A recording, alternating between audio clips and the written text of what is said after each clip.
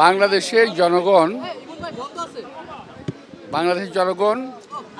এত বোকা নয় যে ওদের এই সমস্ত বেফাস কথাবার্তা, ওদের মিথ্যাচারকে বাংলাদেশের জনগণ বিশ্বাস করবে। এত বোকা বাংলাদেশের জনগণ না। লেভেল প্লেইং ফিল্ড নিয়ে আপনার কোনো কিছু বলার আছে কিনা এই মুহূর্তে? আসলে লেভেল প্লেইং ফিল্ড যদি না থাকে, কেউ যদি মনে করে, আমি বুঝি যে এটা ওরা করতেছে, এটা হাসিনার মতো আচরণ ওদের। যে কাজটা হাসিনা করবে সে আগেই সে বলতো, এটা আশঙ্কা প্রকাশ করতো এবং পরে সে কাজটা করতো।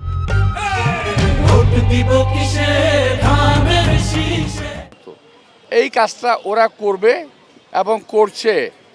লেভেল প্লেইং ফিল্ড যদি থাকতো তাহলে এই ছেলেটা এরকম অসভ্যের মতো কথাবার্তা বলতে পারতো না।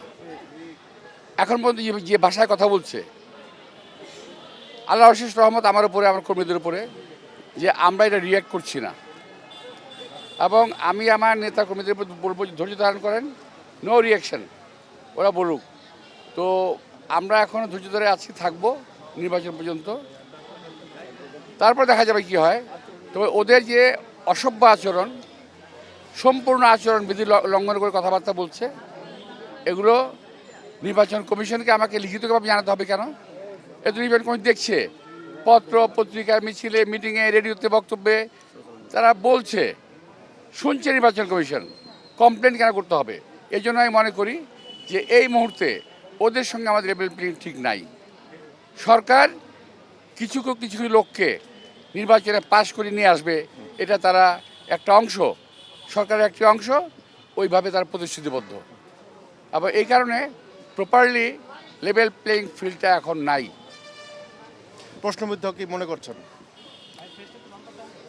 আমি তো একবার বললাম যে এদের যে কার্যক্রম, এদের যে অ্যাক্টিভিটিস, তাদের লেভেল প্লেইং ফিল্ড নাই। এরা তো পায়ে পাড়া দিয়ে ঝগড়া করার চেষ্টা করতেছে।